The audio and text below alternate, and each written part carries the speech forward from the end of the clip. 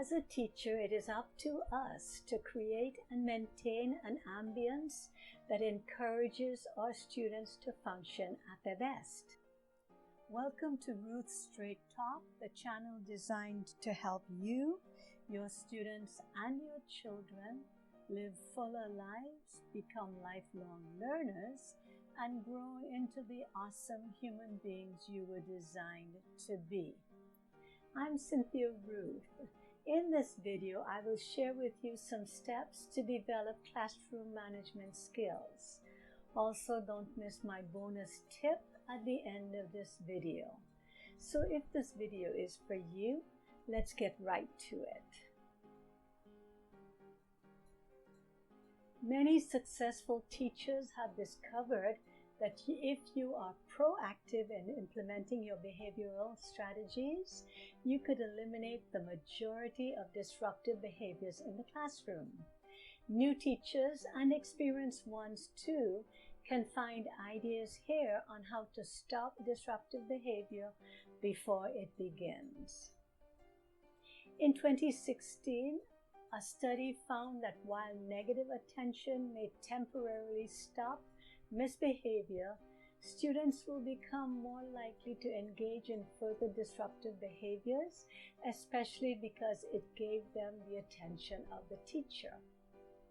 Students in the study felt disengaged, had difficulty concentrating, and were unable to control their behaviors. The takeaway from this study was that instead of handling disruptions after they've occurred, it was more effective to put in place interventions before the behavior happens or before the misbehavior happens. Here are 8 classroom strategies that various teachers have shared with Edutopia. Number 1, greet the students at the door. In a study published last year, greeting students at the door helped teachers to set a positive tone for the rest of the day, boosting academic engagement by 20 percentage points while reducing disruptive behaviors by 9 percentage points, adding roughly an hour of engagement over the course of the day. So why is this so important? First of all, when the teacher meets the student at the door, he is telling the student that I think you are important enough to warrant my undivided attention. He greets them with a smile and asks about their day. Number 2, you can establish, maintain, and restore relationships. Building relationships with students through strategies like greeting them at the door is a great start. It's also necessary to maintain that relationship over the course of the school year and to repair them whenever a rift seems to appear. A good policy is to never let your students leave your classroom feeling that you are angry with them. If they feel a rift in your relationships, you should let them leave the room with an elbow bump and a smile. Strategies for establishing, maintaining, and restoring relationships, such as regular check-ins and focusing on solutions instead of the problems, can reduce disruptions by up to 75%.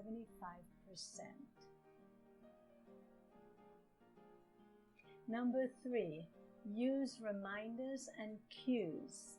Let the student know that when they hear a certain sound, say for example a wind chime, they should quiet down and give the teacher their attention. For older students, you need to give them plenty of warning if you need for them to follow your instructions. Reminders and clues are helpful ways to encourage students to follow instructions without being overtly controlling or forceful. For example, if you can anticipate a disruption, such as a student getting out of their seat, when they finish their assignment early, Give a short verbal reminder of what they should be doing instead. Say something like, "Don't forget, when you have finished answering the questions, you should be using your silent reading books." Reminders are commonly verbal, but can also be visual, like flicking the lights to signal that it's time to quiet down, or ringing a small bell to let the students know that you're requiring their attention, or a physical cue, using a hand signal to let the students know to get back into their seats. Personally, I find it effective to stand in front of the class with one hand raised and making eye contact with the students. My students know that this is my cue for them to return to their seats and to give me their attention. Number 4, optimize classroom seating. When students choose their own seats, they are 3 times more likely to be less disruptive than when seats are assigned. After all, they'll probably pick their seats next to their friends and spend more time chatting. So, on the first day of school, I give the students the choice to sit wherever they wish, with the understanding that if there is any disruption, I will reassign their seats. Giving students a sense of ownership in the room, paired with a clear expectation for behavior, can have a surprisingly positive effect. A welcoming space can reduce anxiety and boost academic performance. Also, no child wants to be reassigned, so they're not only monitoring their own behavior, but they will also monitor the behavior of their friends around them. Number 5, give behavior-specific praise. In order to maintain a positive atmosphere even when students are displaying low-level, inappropriate behavior, it is important to acknowledge the positive behavior while ignoring the low-grade disruptions. This strategy can be more effective than punishing or disciplining students. So, instead of focusing on specific students, offer praise for the entire class. For example, you can say, "Excellent work getting to your seat so quickly. Good job." Also, students respond to instructions that include clear reasons and have a positive outcome. Of course, if the disruption is serious, you should call the student aside and, without accusing them of anything, ask how you could resolve the situation. Number 6, set clear expectations. Instead of displaying rules for the behavior, have a discussion with your students about why those particular rules matter. Students are more likely to respond to rules that they think are reasonable and important to the well-being of the class. Number 7, actively supervise your classroom. Although it is tempting to sit at your desk and grade papers, that's an invitation for your students to get distracted and to become involved in inappropriate behavior. You can grade papers during your planning period or any time when your students are not in the room. When there are students under your care, however, you should be very attentive to what each child is doing. Move around the room, check in on student progress, and ask questions and answer questions.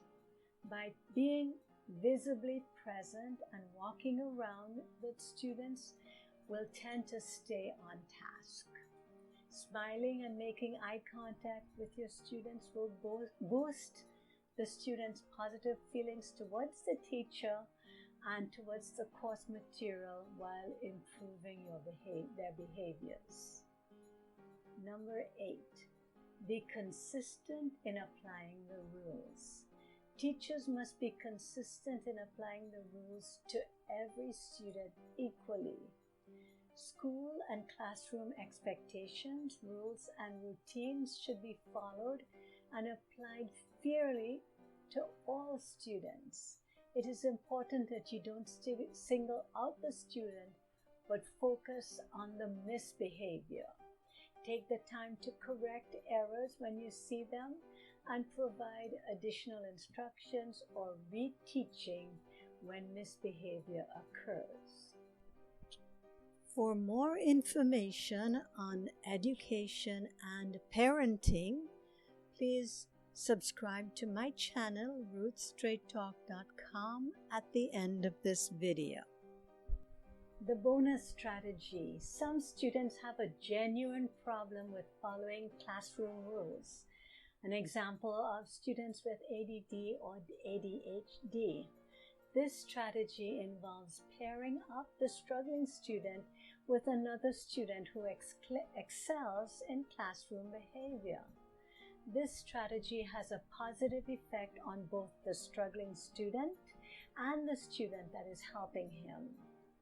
Empowering creativity through leadership is an effective learning strategy. For students who have mastered the content, being asked to help a pair encourages them to come up with creative ways to explain the content. It also provides an environment where the students understand their role as supporters to their own peers, effectively extending the value of the teacher. Peers often differ in their perspective to problems when teachers do, and that diversity of opinion and support can be very encouraging. So there you have it, several ideas to help you develop a successful behavior management strategy for your classes. If this video has helped you, please leave me a comment at the bottom of the screen. Also, if you have a story, a tip, a strategy, a question, or just some advice that you would like me to share with my audiences, please also leave me a comment at the bottom of the screen. Click on these videos above for more awesome information on education and parenting. As always, thank you so much for visiting with us at RuthStraightTalk.com. Happy learning, and until next time, goodbye.